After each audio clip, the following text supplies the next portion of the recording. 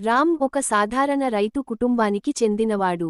ఉదయం పొలానికి వెళ్లడం, సాయంత్రం చెరువు కట్ట వద్ద సేదతీరడం అతడి నిత్యకృత్యం. అదే గ్రామంలో నివసించే అనిత, పట్టణంలో చదువు పూర్తి చేసి వేసవికాలానికి ఊరికి వచ్చిందేమో. రామ్కి ఆమెను చూసిన మొదటి చూపులోనే మనసు పోయింది. అతడే అర్థం కాని కోరికగా మారింది ఆమె చిరునవ్వు. అనితకు మొదట్లో అతను సాధారణంగా కనిపించినా, అతని స్నేహభావం, నిజాయితీ, సహాయం చేసే మనసు నచ్చుతుంది. రోజులు గడుస్తూ అనిత కూడా అతనిపై ఆకర్షితమవుతుంది. ఇద్దరి మధ్య చిన్న చిన్న సంభాషణలు ప్రేమగా మారతాయి. ఒక రోజు చెరువు వద్ద వీరి మధ్య ఈ సంభాషణ జరుగుతుంది. రామ్, నువ్వు నగరానికి వెళ్ళాక ఈ చెరువు నీడల్ని ఎంతగానో మిస్ అవుతావు అనిపిస్తోంది. అనిత తన చేతిని అతని చేతిలో వేసి, ఈ చెరువు నీడలు కాదు రామ్, నిన్నే మిస్ అవుతాను. ఆ మాటలు వినగానే రామ్ గుండె దడికింది. ఆ రోజు మొదలైంది వారి ప్రేమ ప్రయాణం. అనిత నగరానికి తిరిగి వెళ్లాల్సి వస్తుంది. ఒకప్పుడు ప్రతిరోజు చెరువు వద్ద కలుసుకునేవాళ్లు, ఇప్పుడు మొబైల్ కాల్స్లో మాటలతో తృప్తి పడాల్సి వస్తుంది. రామ్కి ఫోన్ ఉండదు. అతను ఒక్కొక్కసారి పెదబస్తి కిరాణా షాపు వద్ద ఫోన్ చేయడానికి వెళ్తాడు. అయితే కాల్స్ తగ్గుతాయి. అనిత బాధపడుతుంది. ఆమె తండ్రికి తెలిసి, ఆమెను పట్టణంలోనే ఒక సంబంధానికి చూడటం మొదలు పెడతారు.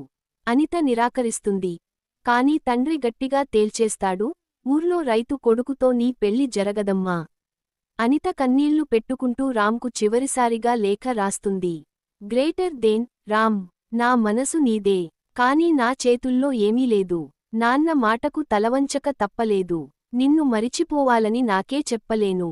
కాని ఇది చివరి లేఖగా భావించు. నీ జీవితం చెదరకుండా కొత్త వెలుగు కోసం నడవ్. నిన్ను ప్రేమించిన అనిత. అది చదివిన రామ్ చెరువు వద్దకి వెళ్తాడు. ఆ స్థలంలోనూ, ఆ నీడలోనూ ఆమె నవ్వు ప్రతిధ్వనిలా వినిపిస్తుంది. అతను ఆ రోజు సాయంకాలం వర్షంలోనే పొలానికి వెళ్తాడు.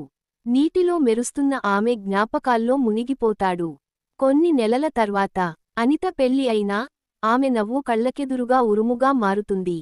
ఓ రోజు ఆమె ఊరికి వస్తుంది. రామ్ను చూసేందుకు చెరువు వద్దకు వెళ్తుంది. కాని అక్కడ వేరే చెట్టు ఉంది. పైన ఒక చిన్న రాయి పలక. ఆపై రాయబడ్డ అక్షరాలు, గ్రేటర్ దెన్, ఈ చెరువు నీడలో నేను ఆమె చిరునవ్వు కోసం ఎదురు చూశాను రామ్. ఆ మాటలు చదివిన అనిత నిశ్శబ్దంగా గుండె లోతుల్లో విలపిస్తుంది. ప్రేమ జ్ఞాపకాలుగా మిగిలిపోయింది. అనిత చెరువు దగ్గర ఆ రాయి పలకను చూసిన క్షణం కాలం ఆగినట్లు అనిపించింది. రామ్ ఇక లేడా అనే ఆలోచన ఆమెను తుఫాను మధ్యన నిలబెట్టింది. అక్కడకి వచ్చిన ఓ వృద్ధ